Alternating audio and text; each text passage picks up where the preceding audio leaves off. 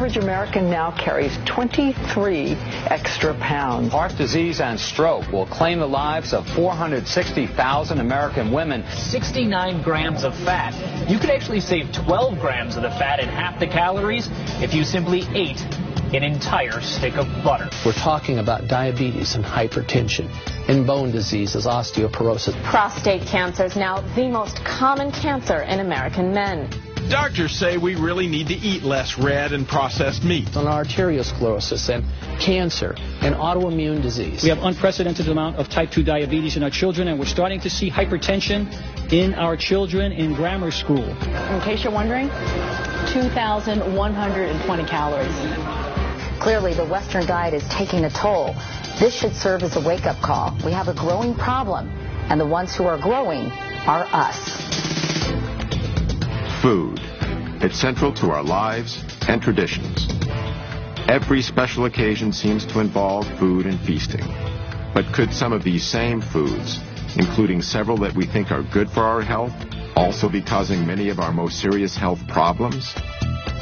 Indeed, we're facing a massive health crisis. No less than 40% of Americans today are obese, and about half of us are taking some form of prescription drug. The best-known statin drug, Lipitor, is the most prescribed drug ever in the world. Almost 1 in 5 American 4-year-olds are now considered to be obese. Though Mexican-American and African-American children are still more likely to be overweight.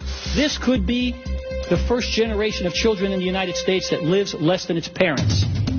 We spend $2.2 trillion a year on health care, over 5 times more than the defense budget.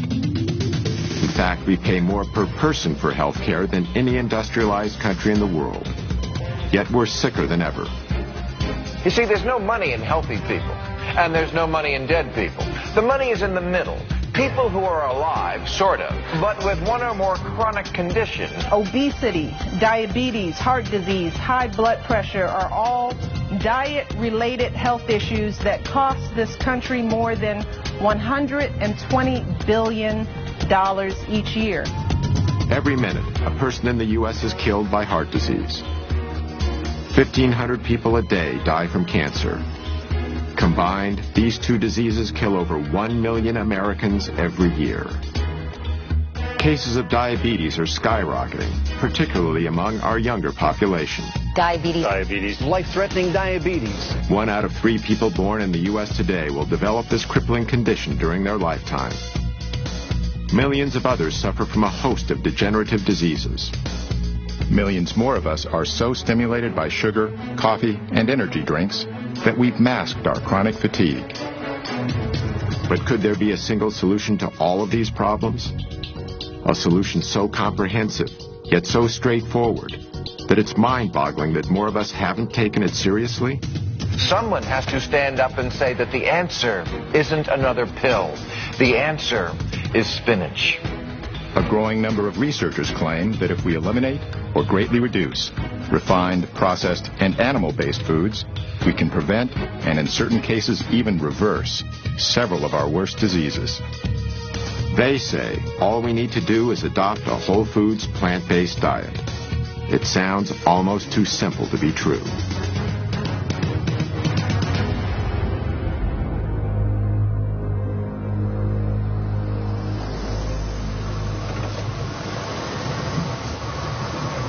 You might not expect someone like me to explore the connection between diet and disease.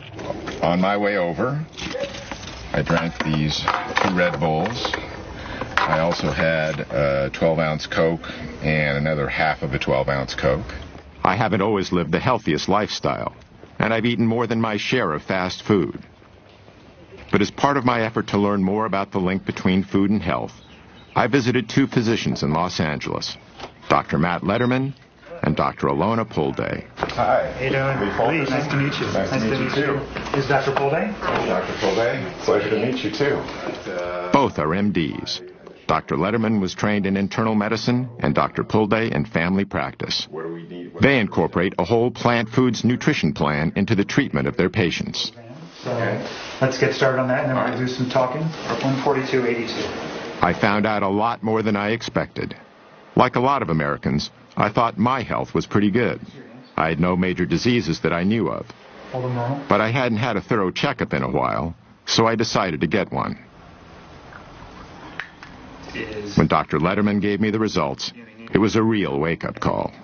I got to say, I'm kind of shocked. I'm really worried about my blood work numbers. 240 and 241 for my cholesterol is way higher than it's ever been. I got this 6 number. That, to me, is the most worrying number I got. The 6 number was the result of something called a CRP test, which measures the inflammation in my heart and blood vessels. This put me in the high-risk category for a heart attack. So I committed to a 12-week nutrition program under Dr. Letterman's supervision. The plan was to treat my health problems by eating a whole foods, plant-based diet.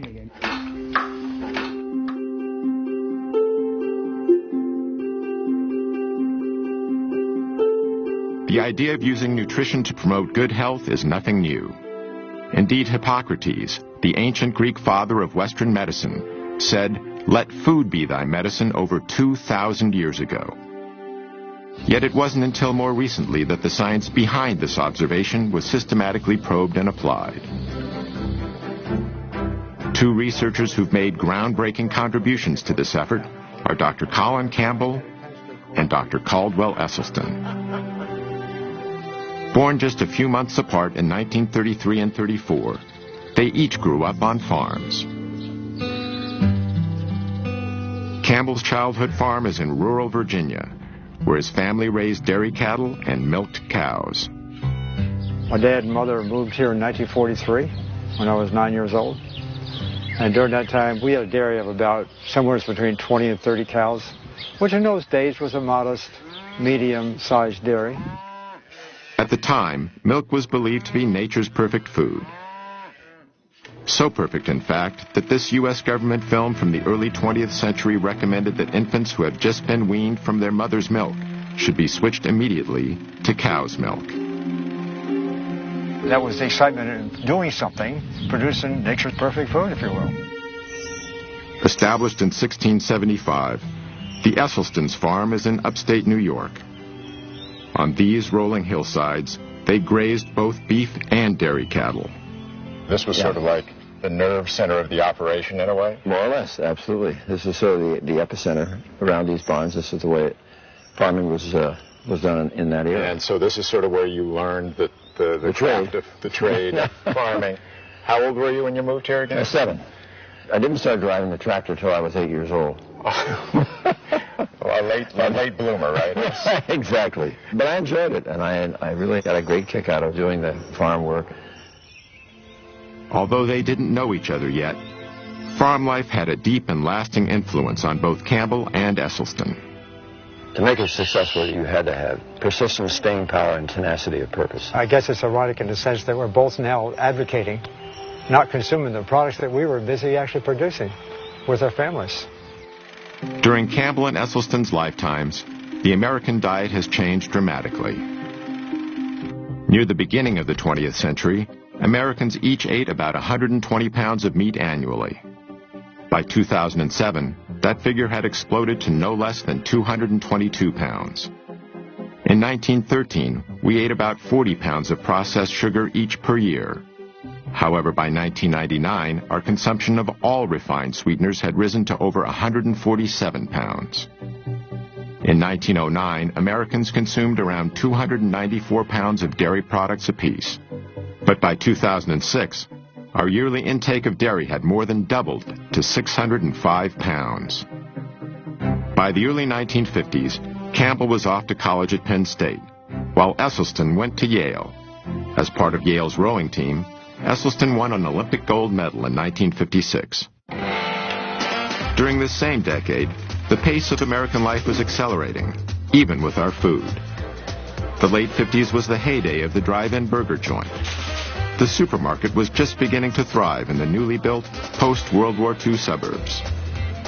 This was when the so-called convenience foods were born, like the legendary foil-wrapped TV dinner, not to mention a host of other tasty processed delicacies devised to make our lives easier and better.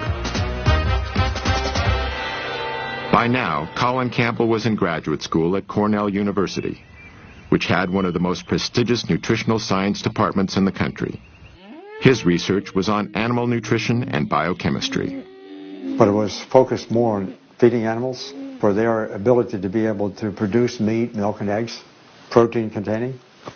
And so my own research was focused on protein, making sure we got enough. It was considered to be the vital nutrient. It was one of the first nutrients discovered. And without protein, the animal would die. So it was a life force.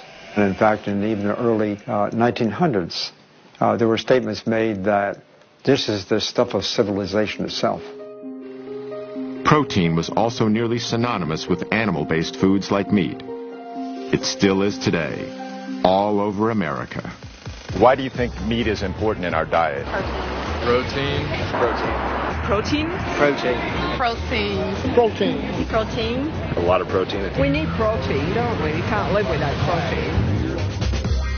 The idea that plants had protein also didn't come into play until maybe the late 1800s, early 1900s. And then it struggled through the years.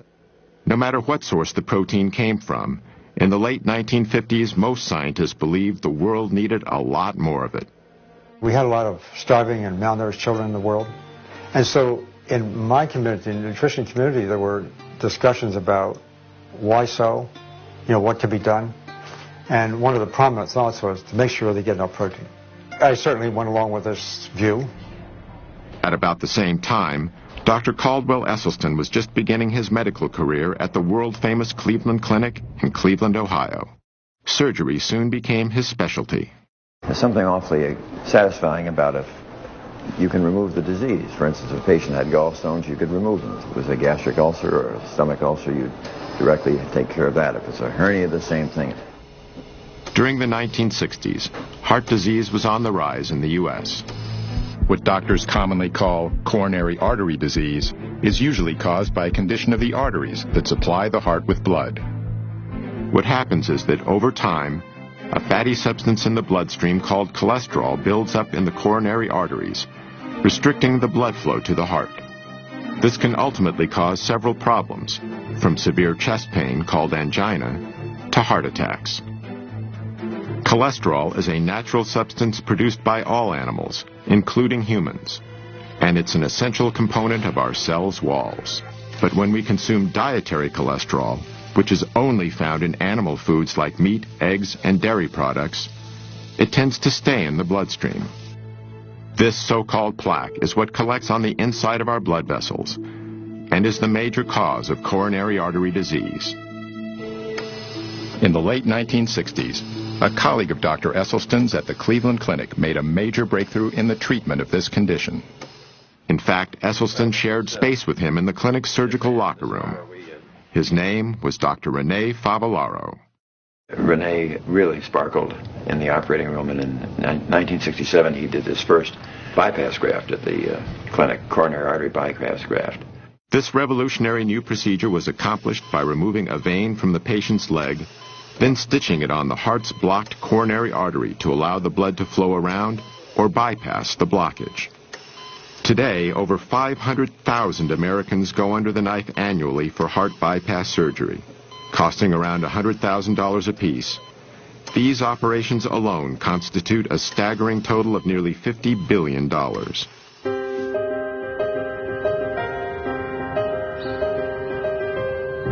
Joey Acoin lives in Tampa, Florida, where he owns and operates a landscaping company. I tell everybody, the joke with everybody with me is, I don't eat to live, I live to eat. And my whole life I ate whatever I wanted. In 2004, doctors discovered Joey had a dangerously high cholesterol level of 320 and a hazardous blood sugar level of 480. This not only made him a type 2 diabetic, but a prime candidate for a heart attack and a stroke. And this is my daily pill regimen. I got 2 pills I take for my diabetes, then I got 1 for cholesterol, 1 for high blood pressure, and then I take Byetta, which is an injectable medicine, every morning before breakfast and every night before dinner. And that's what I've been doing for almost 4 years now. and I know it makes me tired, and I just don't feel normal. I only sleep 4 hours a night or so. I just hate taking them.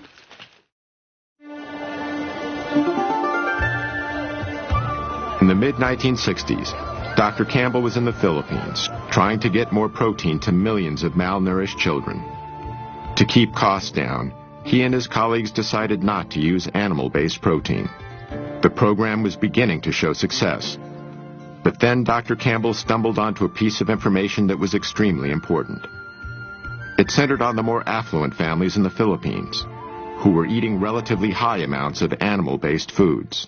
But at the same time, they were the ones most likely to have the children who were susceptible to getting liver cancer. This was very unusual, since liver cancers are mainly found in adults. But just the mere fact that they occurred in children said, there's something here. This is pretty significant. Shortly afterward, Dr. Campbell came across a scientific paper published in a little-known Indian medical journal. It detailed work that had been done on a population of experimental rats that were first exposed to a carcinogen called aflatoxin, then fed a diet of casein, the main protein found in milk. They were testing the effect of protein on the development of liver cancer. They used two different levels of protein. They used 20% of total calories, and then they used a much lower level, 5%. 20% turned on cancer, 5% turned it off. This Indian paper, together with what Dr. Campbell had learned about increased liver cancers in children eating animal-based foods, combined to create a decisive moment in his work and his life. Because we learned that animal protein was really good in turning on cancer. During the same time, the way Americans ate was changing, again. The number of fast food franchises was exploding as more and more overscheduled Americans began using them as a convenient way to feed themselves and their families. While the fast food revolution was sweeping the nation, the rate of cancer deaths in America was continuing to rise. As a result, in 1971, President Richard Nixon initiated a program that was dubbed the War on Cancer. We are here today for the purpose of signing the Cancer Act of 1971. And I hope that in the years ahead that we may look back on this day and this action as being the most significant action taken during this administration. On the front lines of this new war was Caldwell Esselstyn. By 1978, he was chairman of the Breast Cancer Task Force at the Cleveland Clinic. Yet he soon began to doubt the medical procedures he was using. No matter how many of these operations I was doing for women for breast cancer, I wasn't doing one single thing for the next unsuspecting victim. So Dr. Esselstyn started investigating the global statistics on breast cancer. One of the facts he discovered was that the incidence of breast cancer in Kenya was far lower than it was in the United States. In fact, in 1978, the chances of a woman getting breast cancer in Kenya were 82 times lower than in the U.S. Dr. Esselstyn was even more surprised by the numbers he discovered for some other types of cancer. In the entire nation of Japan, in 1958, how many autopsy-proven deaths were there from cancer of the prostate? 18. 18 in the entire nation. That, to me, was about the most mind-boggling public health figure that I think I'd ever encountered. In the same year, the U.S. population was only about twice the size of Japan's. Yet the number of prostate cancer deaths exceeded 14,000. Dr. Esselstyn also discovered that in the early 1970s, the risk for heart disease in rural China was 12 times lower than it was in the U.S. And in the highlands of Papua New Guinea, heart disease was rarely encountered. The link he noted between all the areas he studied was simple. Virtually, the Western diet was non-existent. They had no animal products. They had no dairy, no meat. Even more compelling to Esselstyn was some historical data that had long been overlooked. In World War II, the Germans occupied Norway. Among the first things they did was confiscate all the livestock and farm animals to provide supplies for their own troops. So the Norwegians were forced to eat mainly plant-based foods. Now we look at the deaths in Norway, just antecedent to this period, from heart attack and stroke. 19 27. 1930, 35. Look at right up here, right at the very top, 1939. Bingo! In come the Germans. Immediately, 1940, wow, 41, 42, 43, 44, 45. Have we ever seen a population have their cardiovascular disease plummet like this from statins, from bypass surgery, or from stents? No. But look what immediately happened. With the cessation of hostilities in 1945, back comes the meat, back comes the dairy, back comes the strokes and heart attacks. I mean, it's such an absolute powerful lesson. But we didn't get it. Because of evidence like this, Dr. Esselstyn was making the same assessment that Dr. Campbell was due to his work in the Philippines, seeing a causal link between animal-based foods and some of our most deadly diseases. But they weren't the only researchers coming to this conclusion. Another was Dr. John McDougall. In the mid-1970s, he began practicing on a sugar plantation in Hawaii. What I observed there was the health of the people differed dramatically depending upon how long they'd been in Hawaii. People who were raised in Japan, the Philippines, Korea, China, first generation, who had moved from their native land, were always trim. Never had heart disease, prostate cancer, colon cancer, breast cancer, rheumatoid arthritis, multiple sclerosis. Never overweight. They were in their 80s and 90s and fully functional. Their kids got a little fatter, a little sicker. Their grandkids and the next generation were just as fat and sick as anybody I'd ever seen. And what came through clearly was the diet was the difference. The first generation had learned a diet of rice and vegetables in their native land. But the kids, they started to give up the rice and replace it with the animal foods, the dairy products, the meats. And the results were obvious. They got fat and sick. So I knew at that point what caused most diseases. At the time, however, Campbell and Esselstyn knew virtually nothing about this other information. Even so, they ultimately reached a revolutionary conclusion: that many of our most crippling conditions could be greatly reduced, if not completely eradicated, simply by eating what they call a whole foods, plant-based diet. This means consuming foods that come mainly from whole, minimally refined plants, such as fruits, vegetables, grains, and legumes. It also means avoiding animal-based foods such as meat, dairy, and eggs, as well as processed foods like bleached flour, refined sugars, and oil. Campbell and Esselstyn's research in this field would change their lives forever.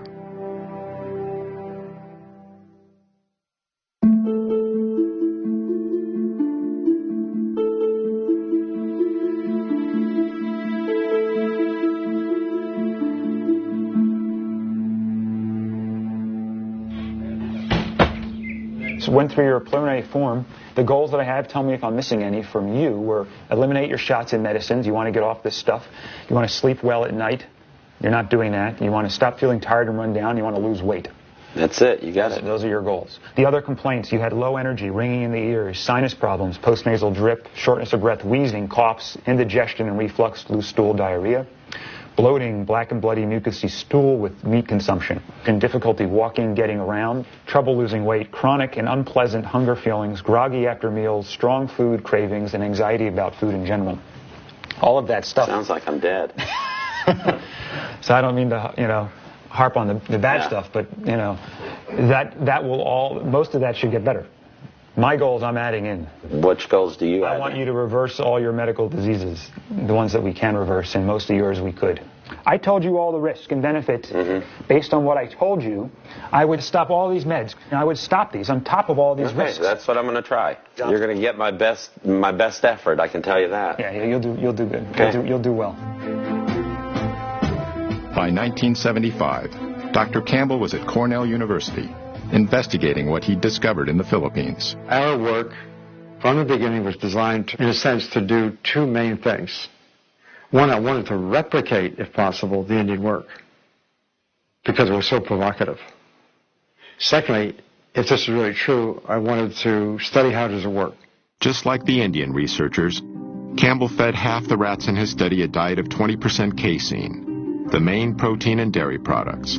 The other half was fed only 5% casein. Over the 12 weeks of the study, the rats eating the higher protein diet had a greatly enhanced level of early liver cancer tumor growth. On the other hand, all of the rats eating only 5% protein had no evidence of cancer whatsoever. But Dr. Campbell decided to take these findings a step further. This time, instead of keeping his test rats on the same diet throughout the study, he kept them in one group and switched their diets back and forth, between 5 and 20% dairy protein, doing so at 3-week intervals. The results were astonishing. Whenever the rats were fed 20% protein, early liver tumor growth exploded. But when the same rats were given 5% protein, tumor growth actually went down. I mean, this was so provocative, this information. We could turn on and turn off cancer growth just by adjusting the level of intake of that protein. Going from 5% to 20% is within the range of American experience. The typical studies on chemical carcinogens causing cancer are testing chemicals at levels maybe 3 or 4 orders of magnitude higher than we experience. Even more surprisingly, Dr. Campbell discovered that a 20% diet of plant proteins from soybeans and wheat did not promote cancer. However, there's a long-standing belief among the public that animal protein is important for human health. Connie Dickman supports this position. Ms. Dickman is Director of Nutrition at Washington University in St. Louis, Missouri. She's the past president of the American Dietetic Association and an advisor to the National Dairy Council. When you eliminate animal foods from your eating plan, you run the risk of inadequate protein content. Animal proteins provide all the amino acids that we need for cell growth, tissue repair, and overall health. Eating whole foods, it's virtually impossible to be protein deficient without being calorie deficient, because even if you take the foods that have the least amount of protein in it, let's say potatoes, for example, or rice, 8-9%. That's the figure we more or less need. Dr. Campbell's research led him to a conclusion about the way genes, chemicals, and nutrition interact to promote cancer. Cancer starts with genes. It might be genes we're born with. It might be genes that are actually changed by a chemical. So those genes become capable of producing cancer cells. Whether we do or don't get cancer is primarily related to how we promote those cancer cells to grow over time. That's where nutrition comes into play. They go much more rapidly when they are fed animal protein. Dr. Campbell and other nutritional scientists have found that only a small percentage of cancer cases are caused solely by genes. I think the general consensus in my field is that probably not more than 1 or 2% at most is attributed to the genes we may or may not have. And that's the most helpful and hopeful information I give people, because if you go through life thinking that what happens to you from a health perspective is based on your genes, you're a helpless victim. My diet was pretty abominable. I thought the 2 principal food groups were caffeine and sugar. Dr. Pam Popper is Executive Director of the Wellness Forum in Columbus, Ohio, and an expert in the areas of health and nutrition. And the women in my family are all overweight. I'm not. I don't eat and live like they do, so I've changed my health destiny by not engaging in the same habits. Over the next several years, Dr. Campbell initiated more extensive lab studies using various animal and plant nutrients. The results were consistent. Nutrients from animal foods promoted cancer growth, while nutrients from plant foods decreased cancer growth. Yet Campbell hadn't identified a specific biological mechanism that caused the effects he observed. And it finally occurred to me that there was no such thing as the mechanism. What we were looking at was a symphony of mechanisms. We think that nutrition is attributed to individual nutrients, and that's the way it gets marketed, and that's the way the companies tell us, so forth. When in fact, nutrition, all of it working together to create this symphony, the hundreds of thousands of different kinds of chemicals in food all kind of working together nicely. I mean, the complexity is total. That's a holistic concept. And I had to say to myself, that's a very exciting idea. Dr. Campbell realized that his discoveries in the laboratory were significant but limited. How are these findings relevant in people? How do different types of foods affect cancer and other diseases? Campbell needed a large-scale population study. He would soon find a perfect opportunity.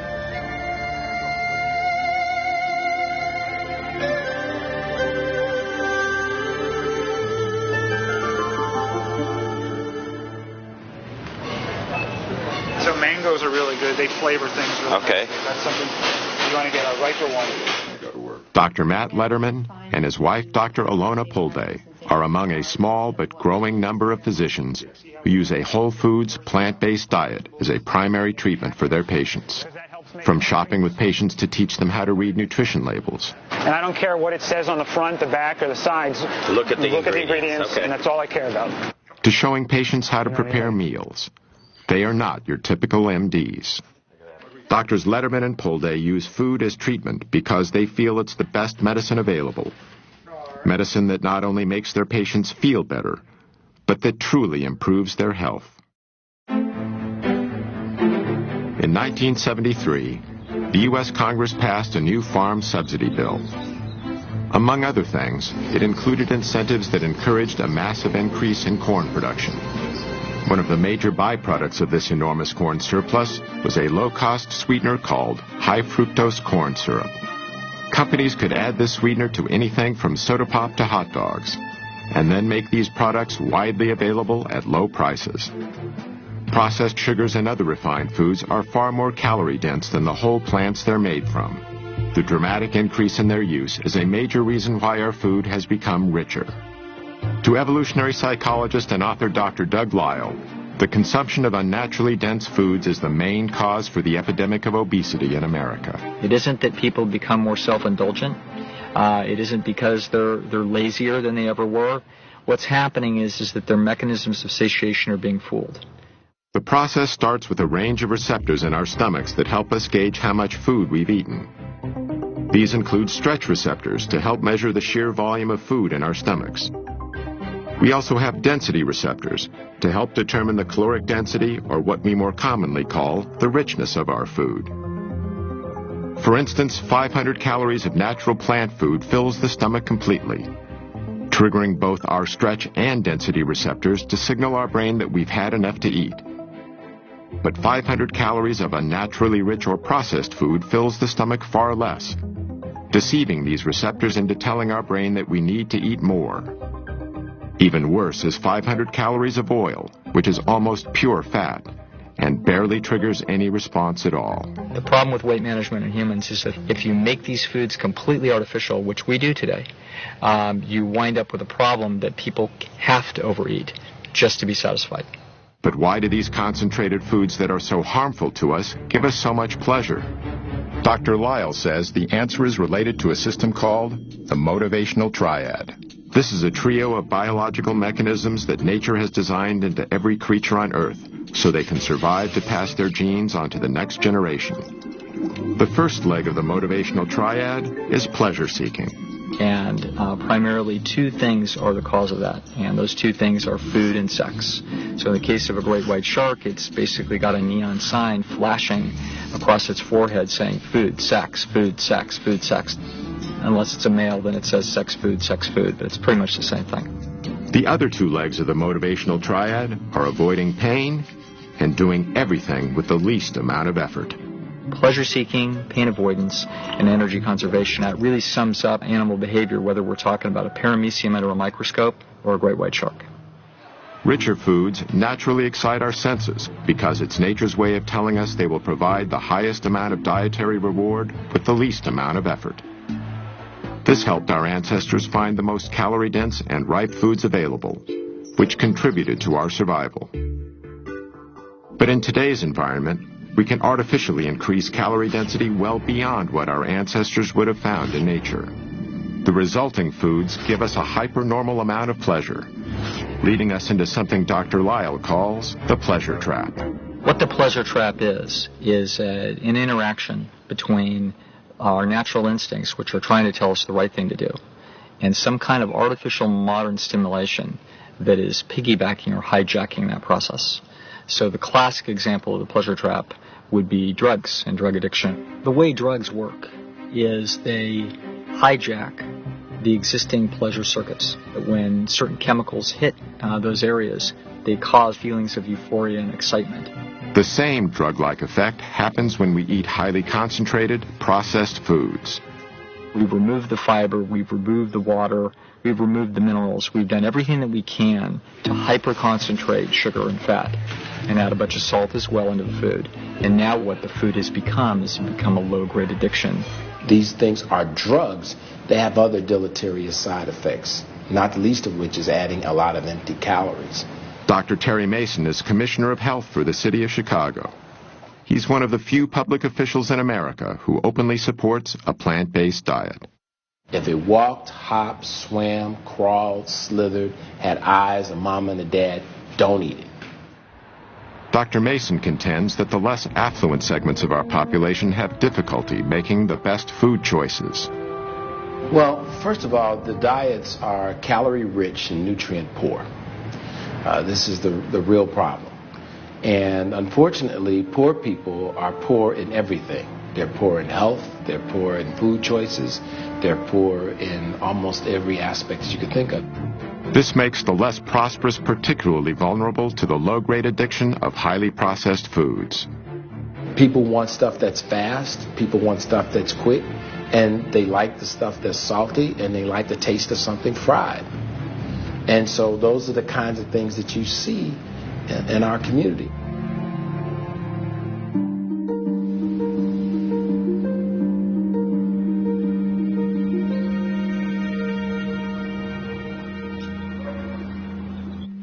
Sandera Nation lives in a quiet suburb in Cleveland, Ohio, with her 5 children.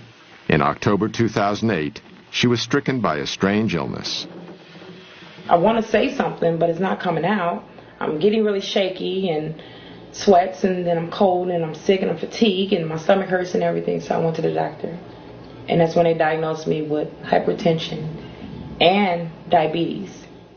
Like Joya Coyne, Sandera was treated with expensive prescription drugs.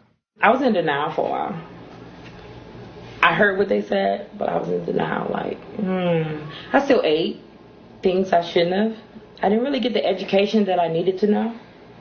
So I really depended on that pill to save me. Then Sandera met with Dr. Esselstyn, who recommended that she treat her illnesses with a whole foods, plant-based diet. Let's come on in and we'll get to work. I was a little nervous, but he made it real easy for me. I was real interested in what he had to say and what he was going to teach me in the new journey that I would be taking with him.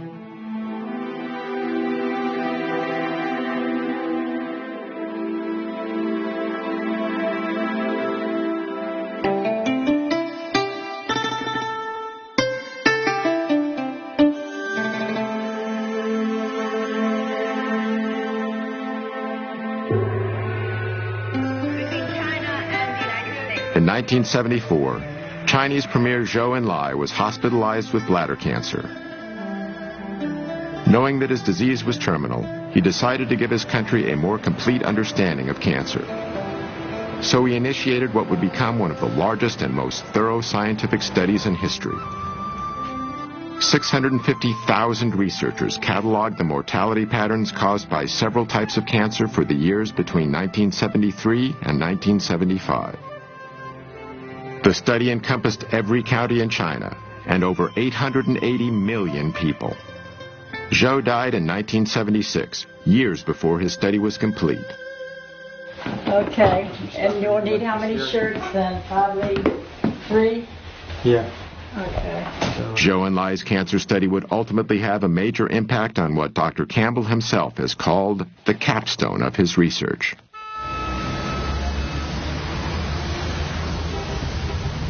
Early 1980. And you were there for 2 or 3 months. Dr. Junshi Chen is now senior research professor with the Chinese Center for Disease Control and Prevention.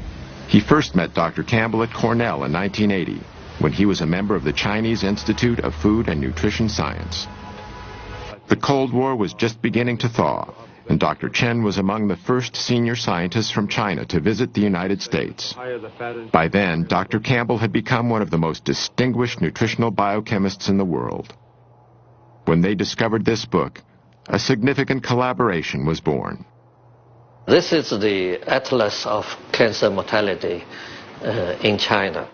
Published in 1981, the Cancer Atlas was the result of Zhou and Lai's nationwide study.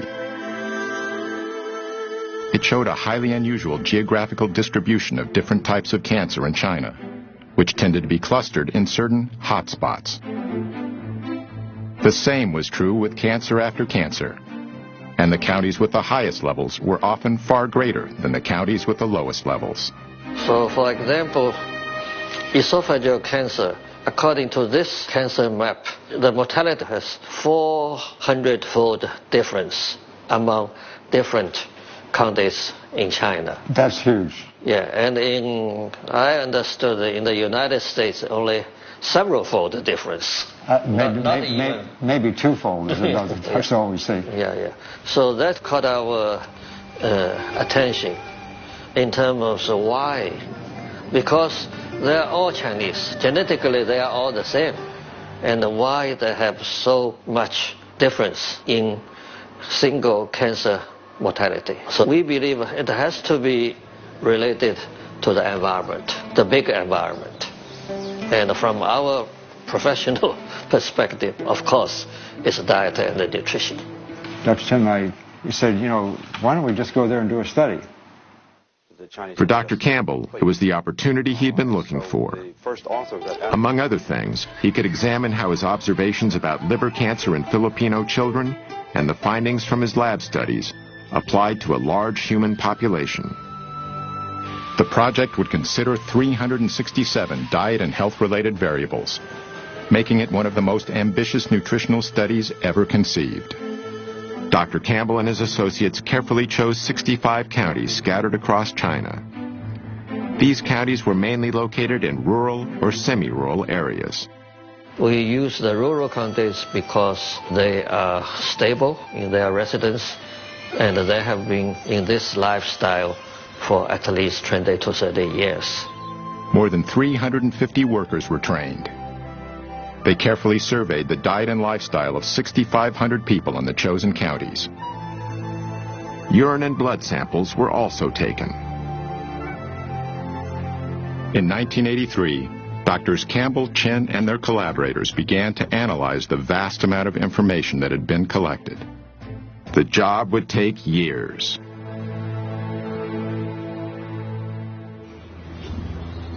After 8 weeks eating plant-based foods, Joya Coyne was still off all his medications. When I started this, I had all these side effects from medication and from my being so unhealthy. But now I'm getting in better shape every day. I feel more healthy. I very seldom get tired during the day. I just feel so good all the time. This is a scale that I weigh myself on, and it started about 8 weeks ago way up here around 218, 220. And now it's bouncing between 180 and 185. None of my belts fit.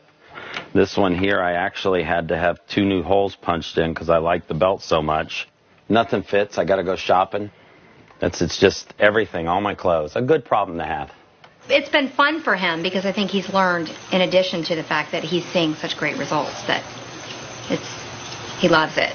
I don't think he'll go back to this old ways. He feels too good, and he likes, even if he started to go off a little bit, he feels too good, his energy's too good, he looks younger. And the fact that he would have to go back on all the meds, if he did, I think that that's a huge motivation for him to maintain the lifestyle.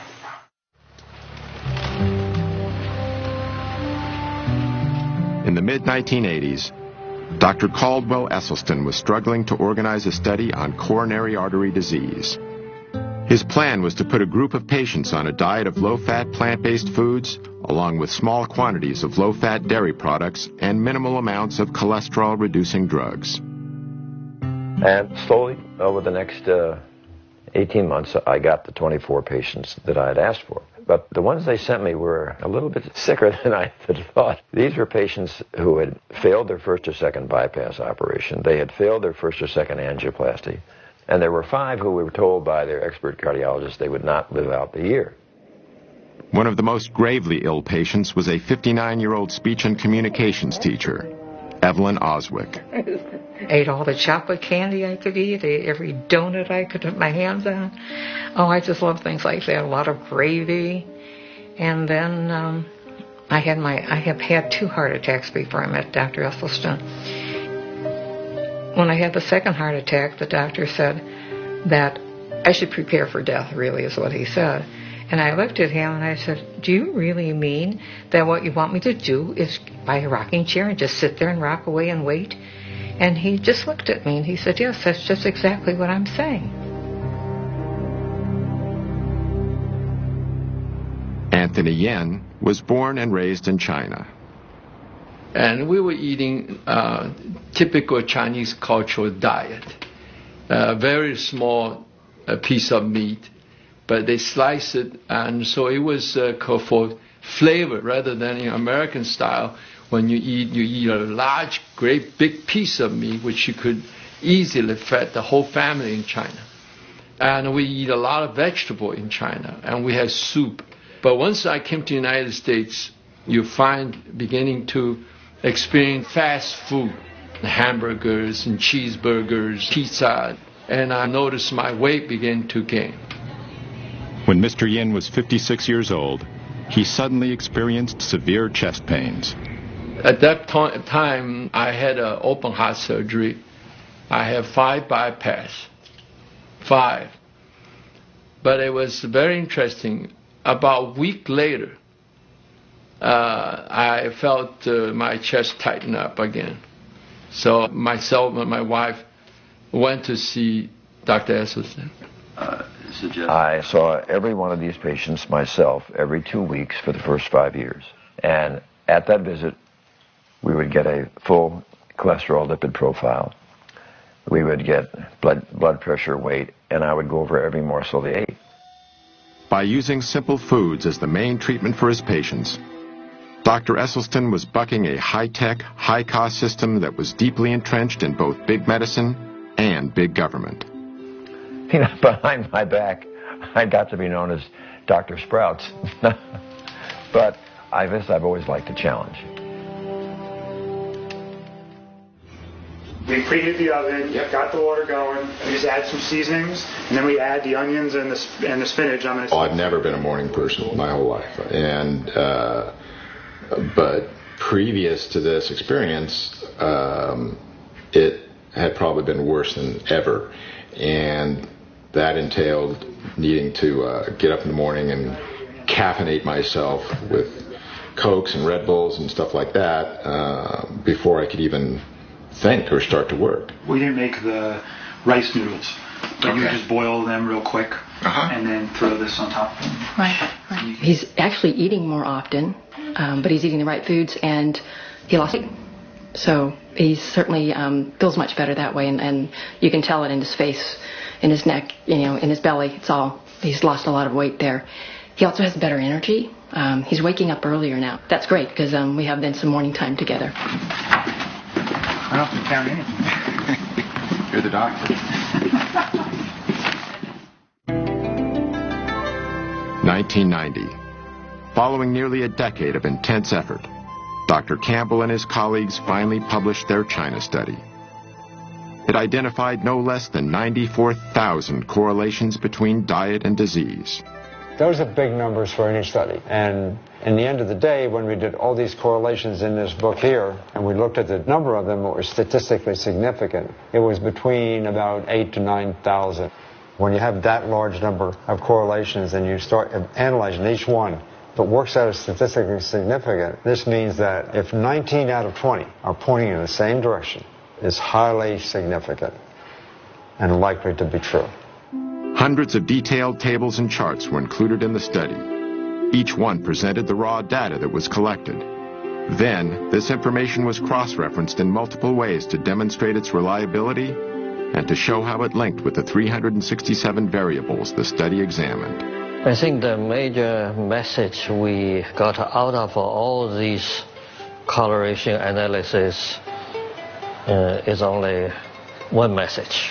The plant food-based diet, mainly cereal grains, vegetables, and fruits, and very little animal food, is always associated with lower mortality of certain cancers, stroke, and coronary heart disease. The New York Times called it the most comprehensive large study ever undertaken of the relationship between diet and the risk of developing disease.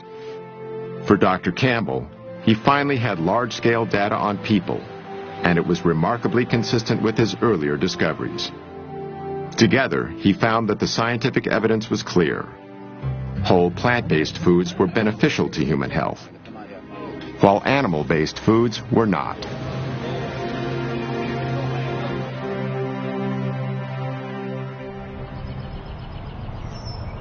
Sandera Nation's journey to better health wasn't easy at first.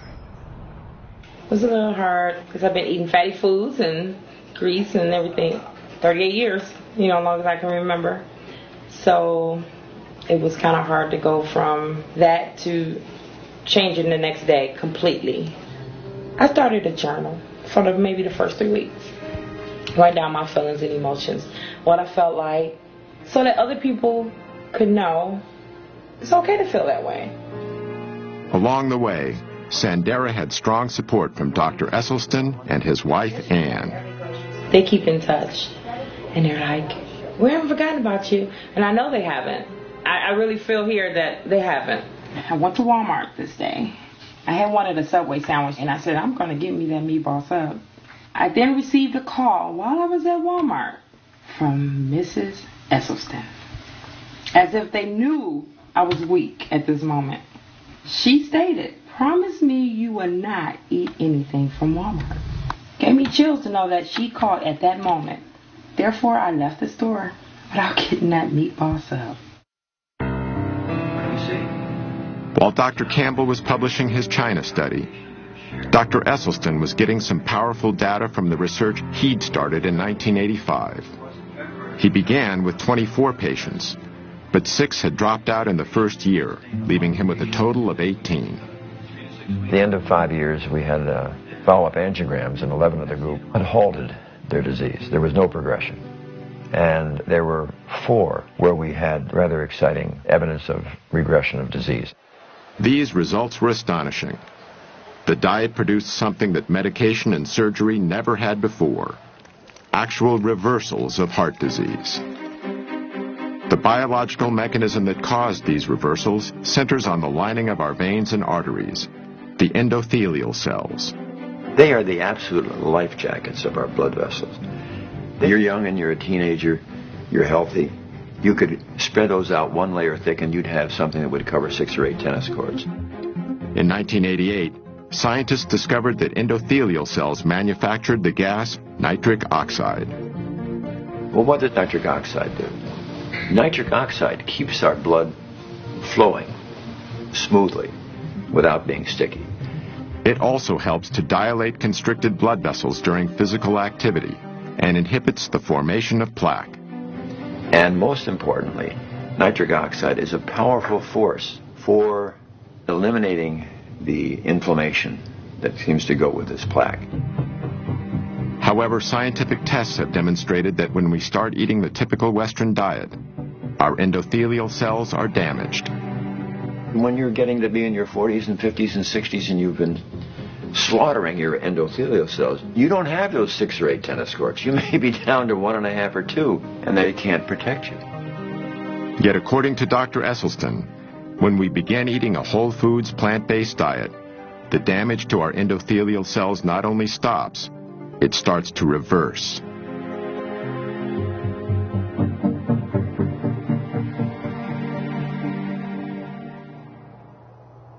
About 5 years into his study, Esselstyn made a small but significant change in his patient's menu. It started in 1990 when he read the glowing review of Dr. Campbell's China study in the New York Times. Dr. Esselstyn saw that and invited me to come to a conference he was organizing in Arizona. These 2 revolutionaries, who up until then had been on similar but separate paths, finally met face to face.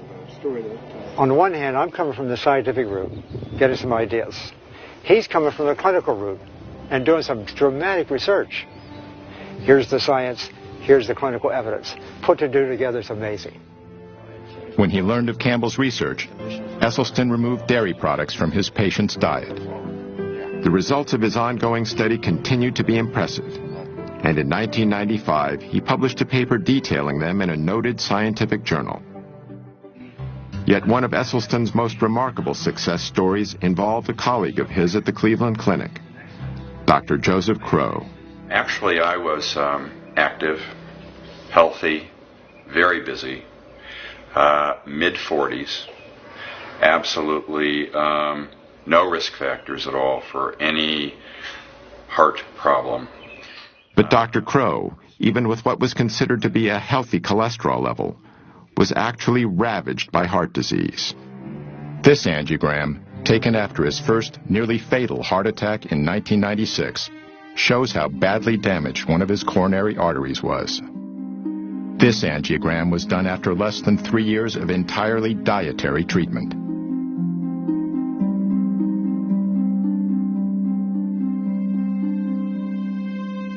Dr. Crow is fortunate. In 25% of cases, sudden death is the first and only sign of coronary artery disease.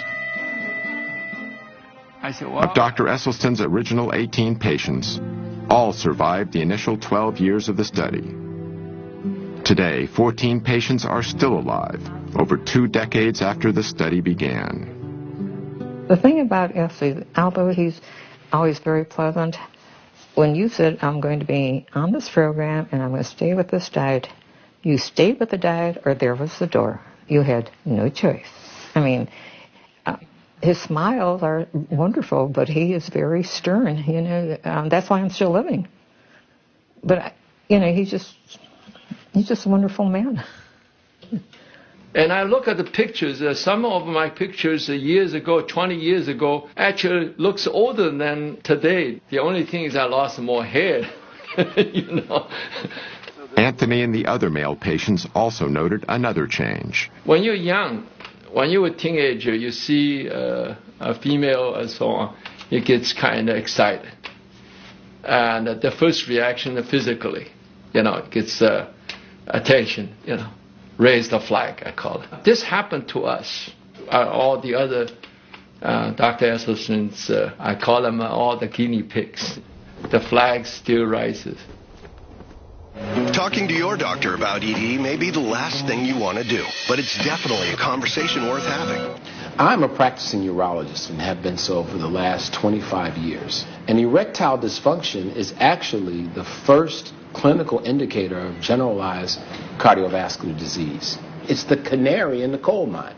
It's the thing that lets you know that you have some significant endothelial and vascular disease much earlier than will a heart attack or something like that. We have to stop thinking of the body like it's compartmentalized. It really isn't. The blood goes everywhere in the body. And so if you have vascular disease anywhere, you have it everywhere. Despite the apparent success of the dietary approach, some critics say eating this way is extreme.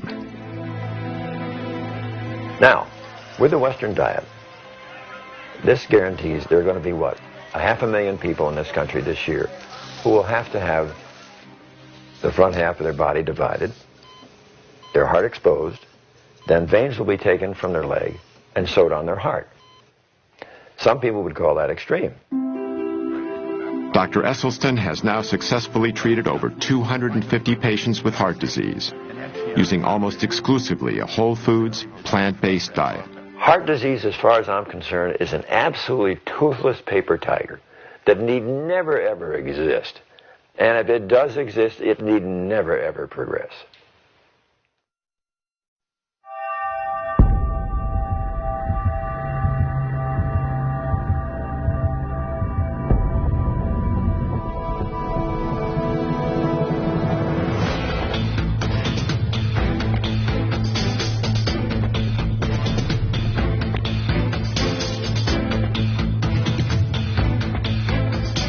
Las Vegas, Nevada.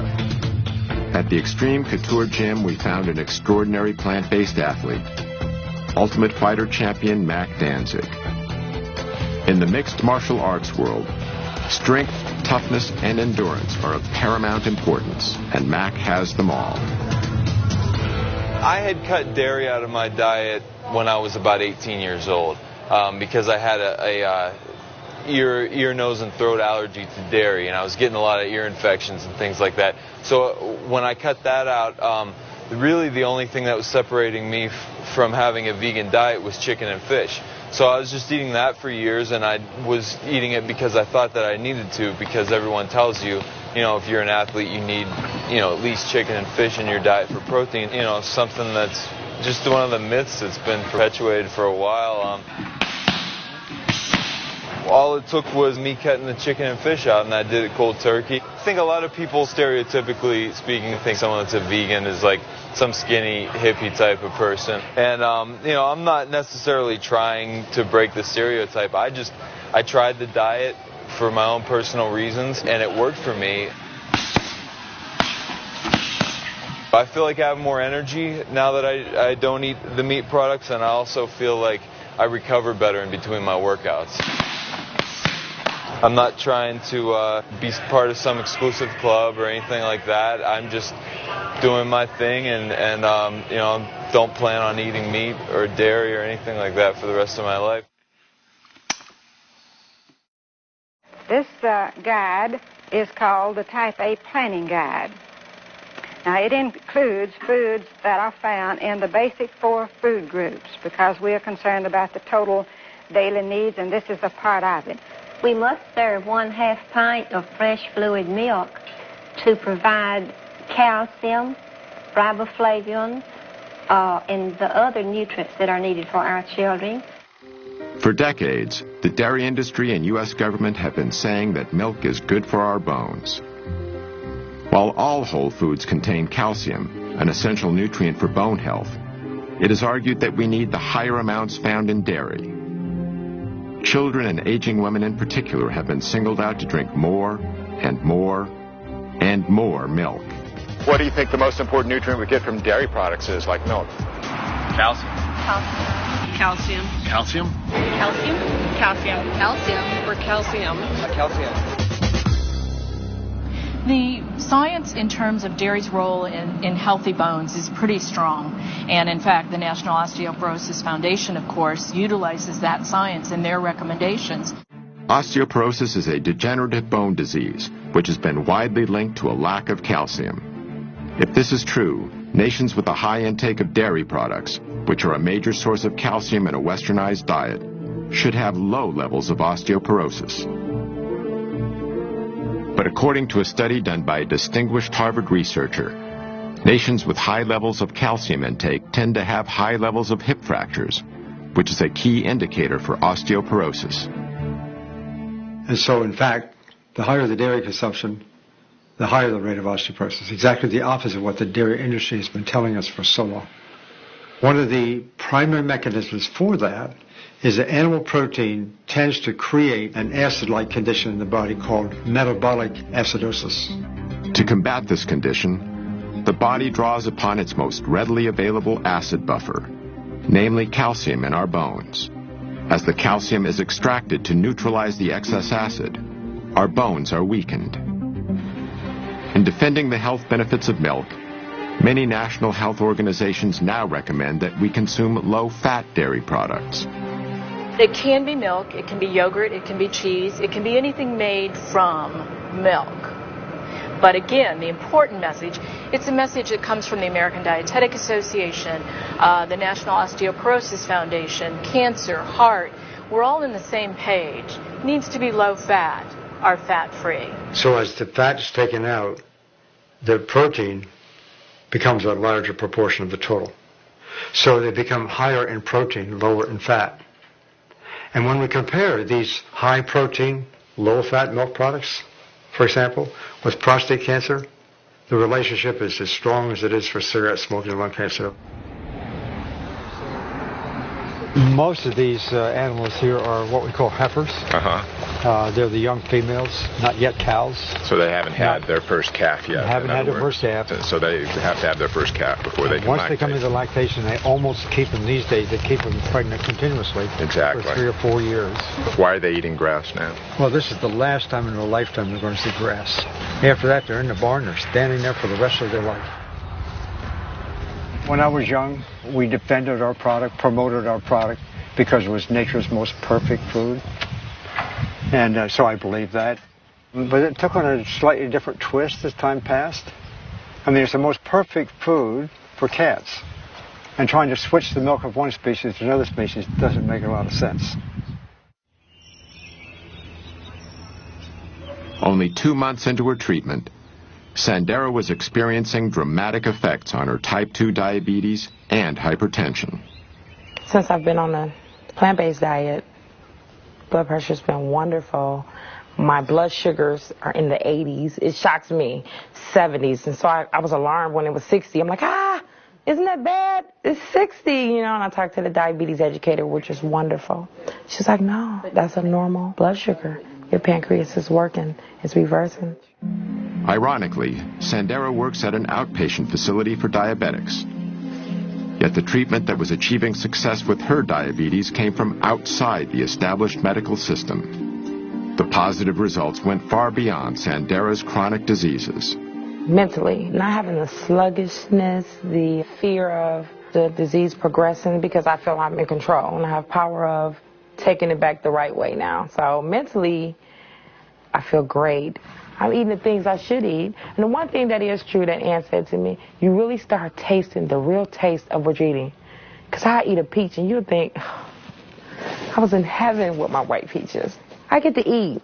And it feels good to be able to eat, bringing the sugar down, you losing the weight, your whole everything changes. I think we're a little dependent on, our doctors and the medications. We should take a little bit more responsibility in checking out for ourselves. And speaking of doctors and medications, how does Sandera's regular physician feel about her new lifestyle? When I recently approached her about my blood sugars being so great, my question was, should I not take my medication? She said, no, you still take your medications. And she said, what is that doctor trying to do? Take you off your medications? And I'm looking like, yeah, I'm hoping that's the goal. So there's still people we have to make believers. Yeah. Sally and Jim eat their breakfast at about 7 o'clock. It's a good breakfast of good foundation foods. Today they're having milk, cereal, poached eggs, and sliced oranges. They are starting the day right. The key agency that sets nutritional guidelines for Americans is the United States Department of Agriculture. The USDA helps determine what foods are served to everyone from our soldiers in the field to our kids in their school cafeterias. These guidelines are also taught in our schools, influencing what our children will eat for the rest of their lives. Dr. David Klurfeld is a nutritional scientist and national program leader for human nutrition with the USDA's Agricultural Research Service. We've made dietary recommendations since the 1890s from USDA, and that was before we knew about vitamins and minerals. Subsequently, we've had different food groups, and we had the basic 4 and 5 and 7 and 12, and it varied as the science changed. Perhaps the best known of the food groups was the Basic 4, introduced in 1956 in a leaflet called Food for Fitness. The mainstay of nutrition education for over 30 years, the Basic 4 defined what an entire generation of Americans believed was healthy to eat. The 4 food groups was replaced in 1992 by the Food Pyramid, then updated by My Pyramid. These guidelines recommend 3 servings of dairy products per day, and meat is still a primary source of protein.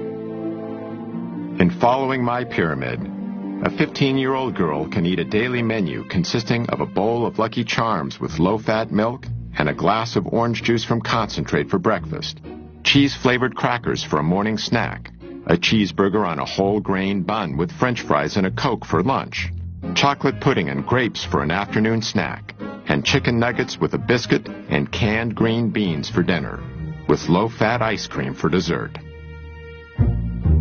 I see now what's happening with the way that we feed many of our children and our school systems. We shouldn't be surprised that we're seeing childhood obesity at the rates that we're seeing it. Dr. Neil Barnard is a medical researcher and president of the Physicians Committee for Responsible Medicine. Well, the problem is when a kid is pulling his tray down the school lunch line, you see federal policies in action. There are burgers topped with cheese, the milk is heavily subsidized, but the vegetables and fruits, a little bit harder to find. And this is because the government contracts are going to particularly the meat producers and other producers as well. It has nothing to do with the health of the children. It has all to do with the financial health of the big agribusiness entities.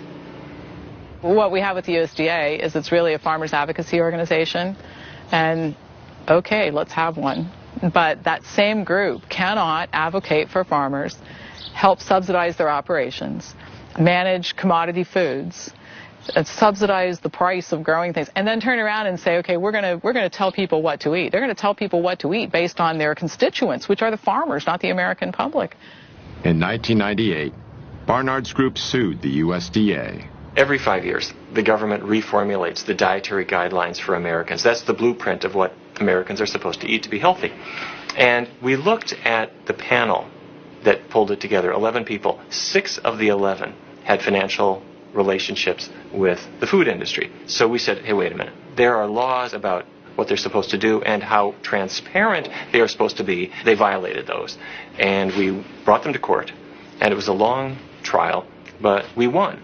But that doesn't change the fact that the policies they came up with continue to favor industry as they always have. I don't think there really is a problem with industry connections between scientists and the food industry, primarily because if the beef industry has a question about their products, shouldn't they go to the best scientists? And if the best scientists are consulting for the food industry, I still want the best scientists on these committees that make nutritional recommendations. Financial conflict of interest is only one conflict of interest.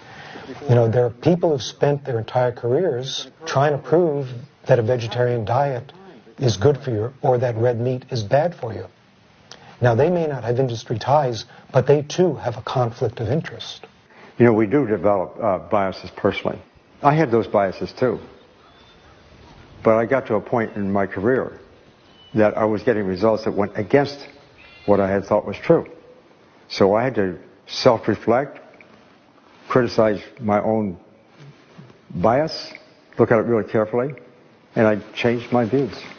Dr. Campbell paid a price for changing his views.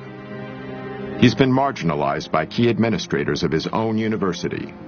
This after being a lead scientist and securing millions of dollars in research grants for Cornell's Nutritional Sciences Division. He had a popular nutrition course canceled by the division director, who had long been a major consultant to the dairy industry. Numerous observers feel this was an arbitrary decision that violated the standards of academic freedom. Dr. Campbell has also witnessed serious corporate influence over research that is used to develop the government's nutrition policy. One example he cites centers on the prestigious National Academy of Sciences.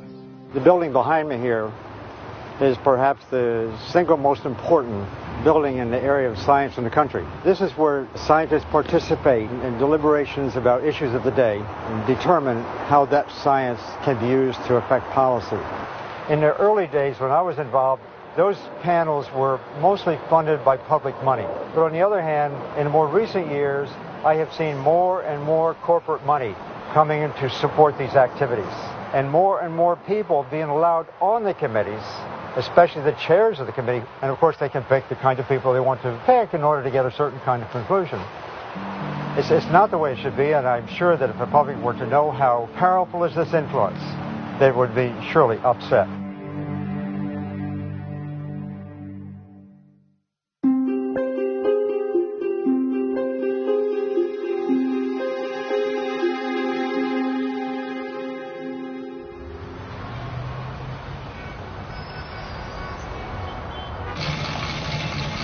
I had been a runner for 14 years, in fact, a marathoner.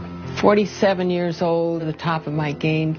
In 1982, Ruth Heydrich's running career came to a sudden stop when she was diagnosed with breast cancer. After a mastectomy, her doctors recommended chemotherapy and radiation to treat the cancer that had by then spread to her lungs and bones. Ruth decided to visit Dr. John McDougall instead. And I said, Ruth, I spent my residency collecting information on diet and breast cancer. And it's all in these files right here. Sit in my office and read through it and see what you think. He said, these are the studies that show what I'm trying to prove is that diet can reverse breast cancer. And she read it, and she comes out and she says, okay, I've changed my diet. She changed her diet. So he showed me how to eat, no added oils, lots of fruits and vegetables, whole grains. Ruth then started training for the Ironman triathlon in Hawaii, which combines running a marathon with long-distance biking and swimming. I became obsessed. Kept up the running, of course, never stopped, and then added swimming, biking, and for good measure, lifted weights. And people were saying, you're crazy. You're a cancer patient. You should be resting. Doctors told me this. I felt so good. I felt fit, and I wanted to maintain that level of fitness. And I felt sure that if I had a healthy body and I was putting the right food into it, that I could beat this cancer. At the Ironman triathlon, Ruth won a gold medal in her age group. Stuck with the diet, found out my arthritis disappeared, my constipation disappeared, my dandruff disappeared. No sign of depression, which you might expect with a cancer diagnosis. I felt renewed, invigorated, and out to show that diet is so much more important than anybody ever thought. Other women get over breast cancer, colon cancer, prostate cancer. There are people who have had metastatic prostate cancer all over the body who have gone through what we call spontaneous remission. In other words, they've been cured. And it's not the end of the world when you get this diagnosis. Some people get over it. Ruth did. So I'm still racing, still daily training. Now, how many people in their 70s are doing triathlons? Not very many. So that gives hope for all of us as we age, that not only will you stay healthy and beat the degenerative diseases that most people get, but you can start collecting medals.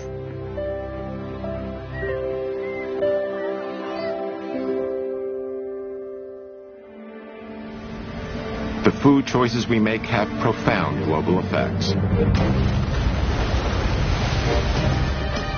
It takes over 10 times the amount of energy from fossil fuels to produce a calorie of animal-based food than it does to produce a calorie of plant food. Since the 1970s, 20% of the Amazon's rainforest has been destroyed. That's an area the size of California. 80% of this cleared land is now occupied by livestock. The world's cattle alone eat enough grain to feed 8.7 billion people, nearly 2 billion more than the population on Earth. With almost 1 billion malnourished people across the globe, redirecting even a portion of the grain used to fatten cattle could feed every hungry mouth on the planet. For Gene Bauer, factors like these, combined with a deep respect for animals, helped convince him to adopt a plant-based diet. Mr. Bauer is president and co-founder of Farm Sanctuary near Watkins Glen, New York. It provides a safe haven for animals that have been abandoned or abused. I grew up eating animals, like most people in our country, but once I started considering my food choices, I recognized that I didn't really want to eat animals. And the more I learned, the more I saw that I was healthier if I didn't eat animals, and that I had a much lighter footprint on our planet. The livestock industry is a greater contributor to global warming than the entire transportation industry, according to the United Nations. So by eating meat, milk, and eggs the way we are, we're harming our own health, we're slaughtering 10 billion innocent animals every year in the U.S., and we're destroying the planet. Statistics compiled from the United Nations and the World Health Organization demonstrate the profound global effect that diet has on health. These are the estimated amounts of animal foods produced in 9 countries, a figure that's closely related to animal food consumption. These are the numbers of deaths due to heart disease and cancer in the same countries.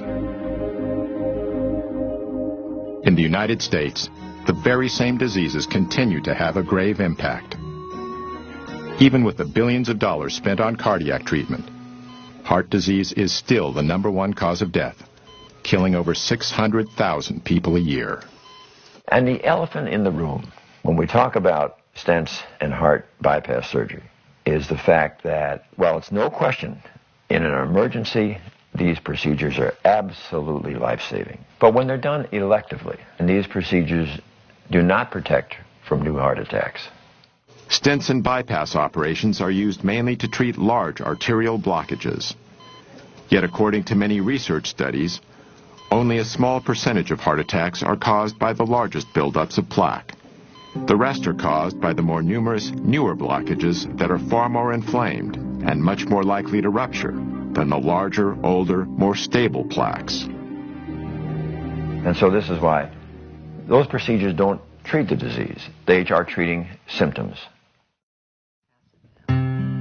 Dr. Esselstyn has been eating the same foods that he has recommended to his patients for over 25 years. One of his sons, Rip Esselstyn, used a plant-based diet to fuel a successful 10-year career as a professional triathlete.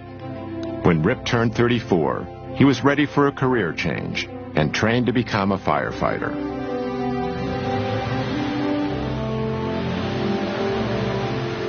Rip was assigned to Engine Company Number 2 in Austin, Texas. We're incredibly competitive here at the fire station, and we love making bets. So we were out on the porch one night, and we kind of made this little bar bet to see who had the lowest cholesterol level. So the next morning, we drove to a lab, got tested, and the results came back, and it led to a discovery that J.R. James Ray, our resident redneck, had a cholesterol of 344. Pretty much means you're knocking at death's door. And so what we did in an act of solidarity is the next day we went about eating a plant-strong diet to basically save his life and save his arteries. The men agreed to change their firehouse diet. But in Texas, old eating habits die hard.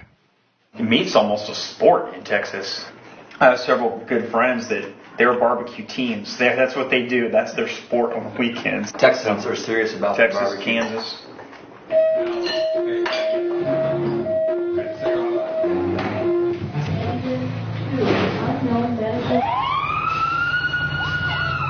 Well, guys associate being manly with eating meat. And if you're a firefighter, it's exponentially so.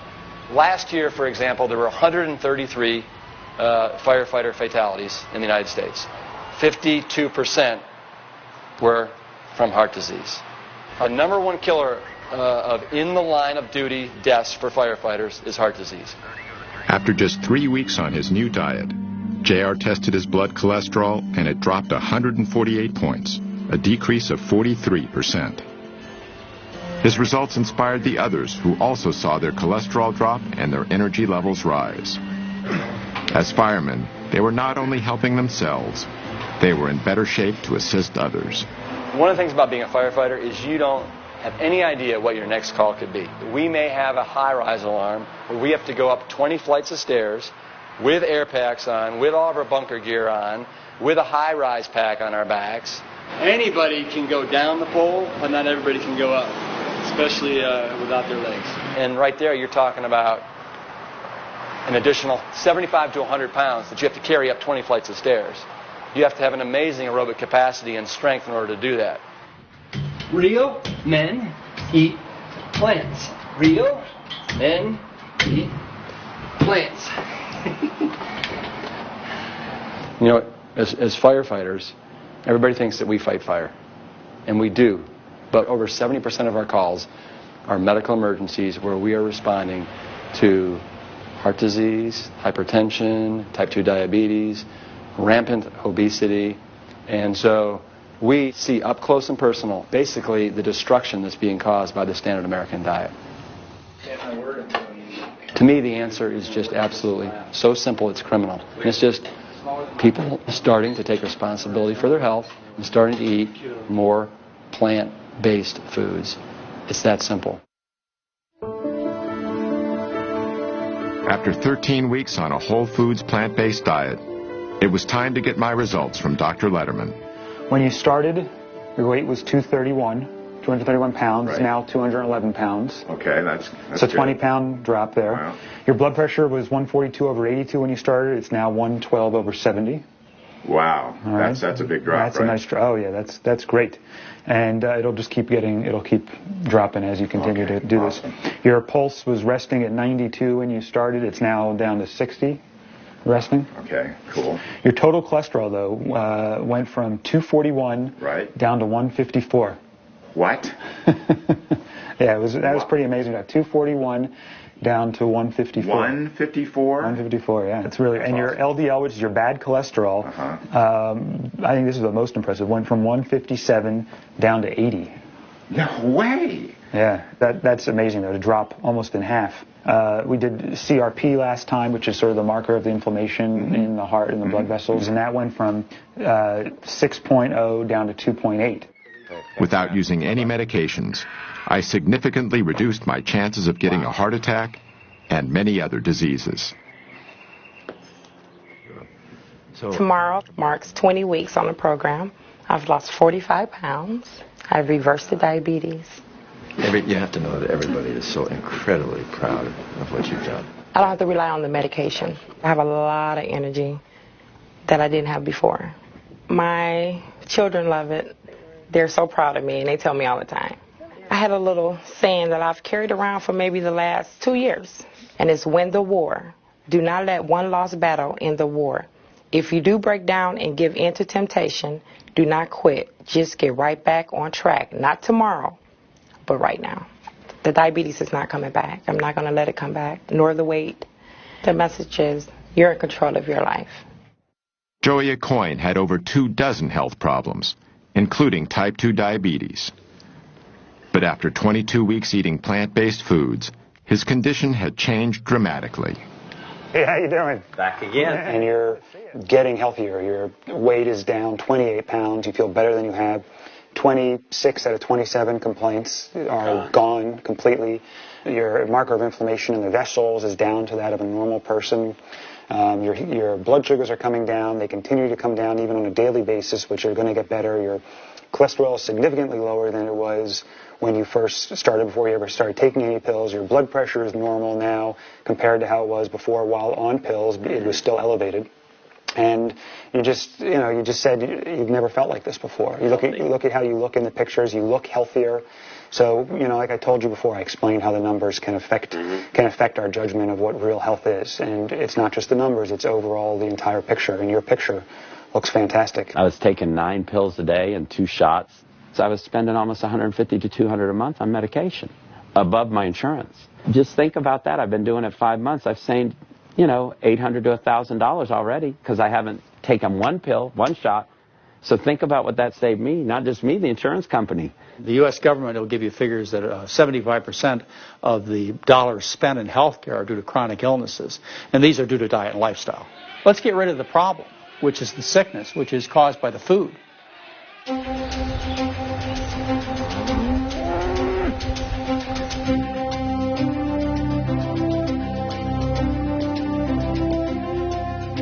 Now well into their 70s, Doctors Campbell and Esselstyn are both vital and active.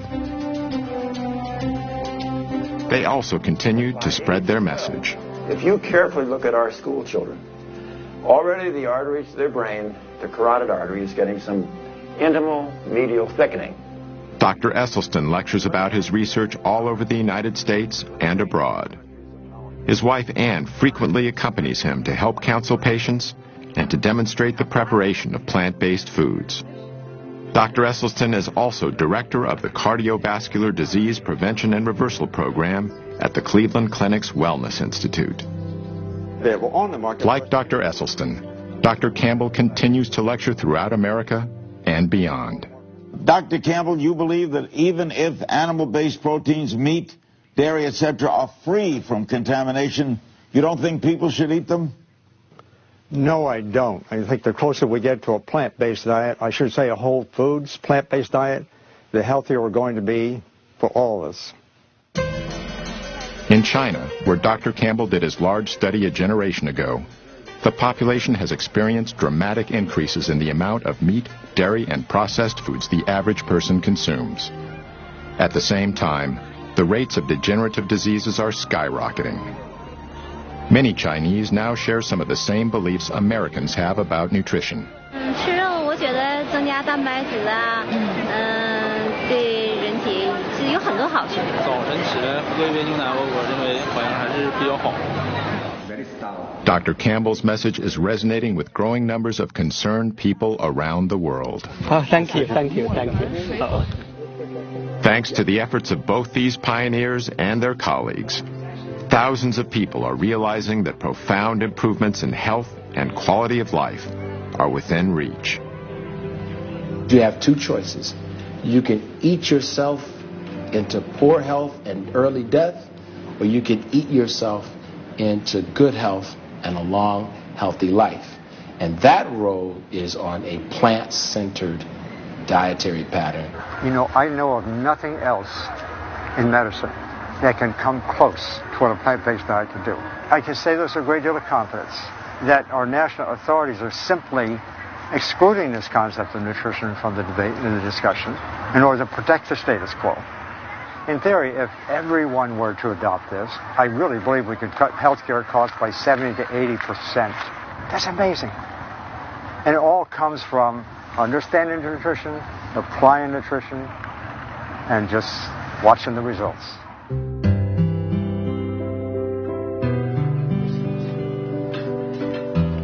The greatest gift that you could possibly give to yourself and your family, not only those in your generation, but your children and your grandchildren, if you can make them be aware of the incredible power that resides within each of them to avoid life's most poignantly tragic and painful events.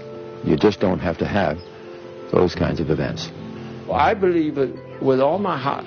If anyone listens to this, and they really should look at their refrigerator and look at their diet and give it a try. You'll lose weight and you'll be healthier. Nothing could lose if you just take a few weeks and try. You could see how easy it is. I'm not going to say it was difficult. Again, I made up my mind. This is what I'm going to do. I never felt like I wasn't getting what I wanted. So I didn't have ice cream. So I didn't have the donuts. So I ate something else. I can thank them in every way I can think possible, and my doctor, especially Matt, when they just can't understand what it's done to change my life. And it really has, not just mine, my family's, everybody's. It gives me shivers talking about it because it's so serious. It's a life-changing experience. You can be in control.